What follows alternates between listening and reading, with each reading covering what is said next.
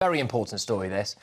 Gangs of predominantly British, Pakistani, Afghan and Bangladeshi men have been raping vulnerable working-class white girls on an industrial scale, and the police have been too afraid of being called racist to act.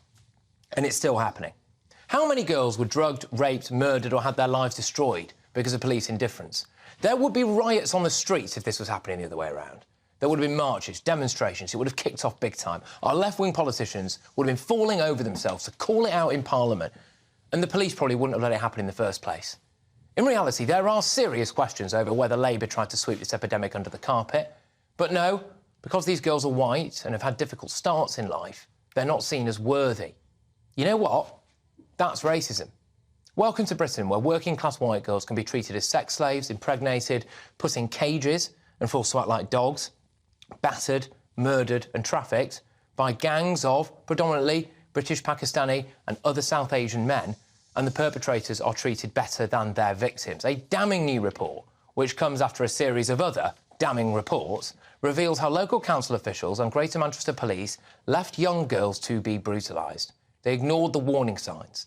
A young girl went to the home of a guy called Mohammed Yaqub. He injected her with heroin, apparently, and she died 5 days later.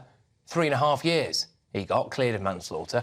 Just 2 of 100 suspects were jailed. An Asian man who raped a 13-year-old girl didn't go to prison for that. No action was reportedly taken against a pimp who got a 15-year-old girl pregnant, while another child claimed that she was kept locked in cages and made to act like a dog or a baby, with, again, no action being taken against the men allegedly involved. One girl was threatened with a gun before she went to give evidence in a trial.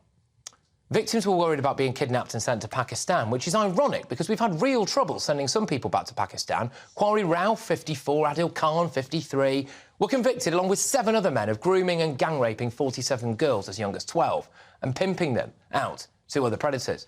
They were given a few years in prison, naturally, told that they'd be deported, and here we are nearly 12 years on, and as far as I'm aware, they're still in the country. This is not just a few bad apples. Rochdale, Rotherham, Keighley, Newcastle, Aylesbury, Peterborough, Oxford, Bristol, Telford. And I will bet my bottom dollar that this is happening in every major town and city in the UK.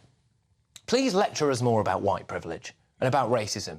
The only privilege here, as far as I can see it, is that that's been given to British, Pakistani and other South Asian men who can carry on with their lives as normal after raping young girls. The only racism here is towards the white girls who were seen as worthless. Now, I want to make a very important point here.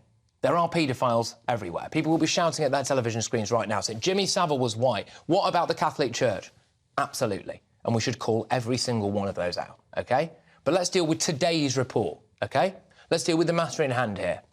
And the fact is that this country, for decades and still today, does appear to have a problem with certain elements of the Pakistani and Asian community abusing predominantly working-class white girls on an industrial scale. And our politicians and police have, in my view, been more concerned about not wanting to stoke racial tensions than they have been about actually sorting the problem out.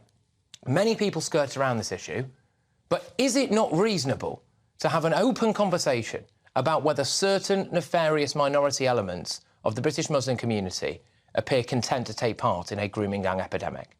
Our politicians and police, in many cases, traded the lives of young girls for an easier life themselves, in my view. I think that's shameful. I think it's a stain on Britain. And many people, I think, have blood on their hands. Now, before we get stuck into this with my panel, I'm joined by the voice on grooming gangs, this former Greater Manchester Police detective, Maggie Oliver. Maggie, I want to thank you very much for coming on. And I would just like you to explain, articulate to me a bit the importance of the report, why this means so much to you and the scale of the problem, please. Hi, Patrick. This is not just a report. This is the story of many lives that have been destroyed. And I have been really insistent today to say that this is not just about Rochdale. This is a systemic problem. And I would like to broaden it beyond just the grooming gangs. This story took 12 years to be made public.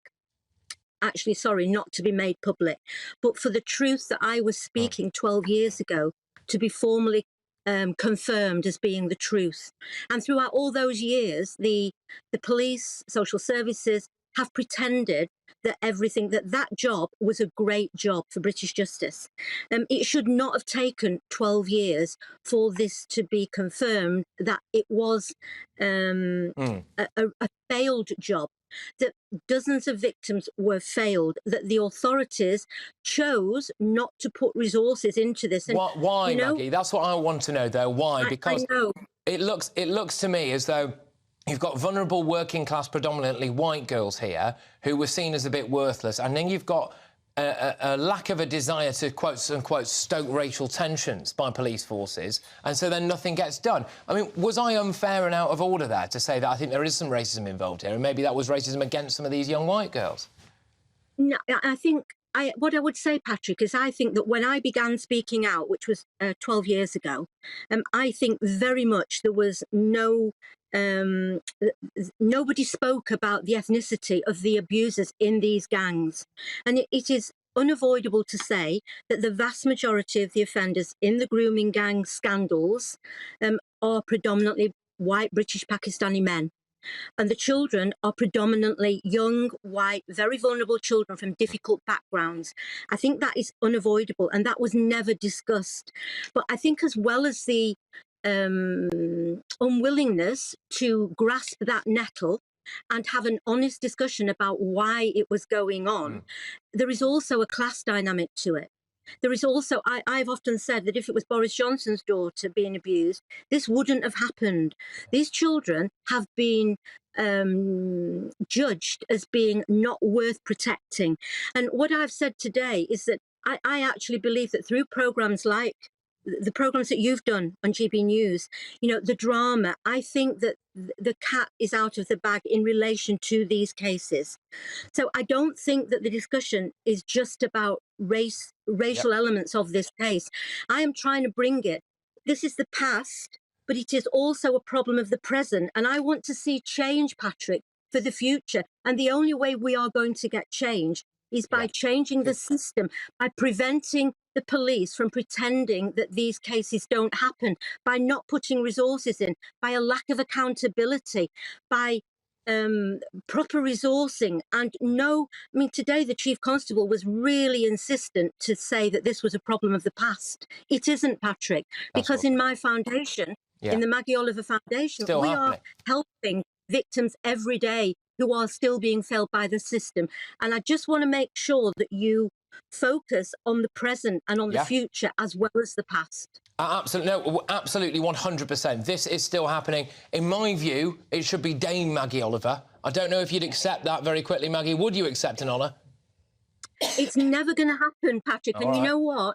If it did, I would think that, you know, I'm not a voice for the establishment. I'm a voice for the victims. And I want to see systemic changes. I want to see a police complaint system that is fit for purpose. And I want to see accountability, a chief constable in a court of law charged with gross criminal neglect of duty. I would like. We're going to have to leave it there, Maggie. I really appreciate you coming on. Thank you very, very much. That's Maggie Oliver there, who's a former Greater Manchester police detective who stood up against all of this. Thank you very, very much.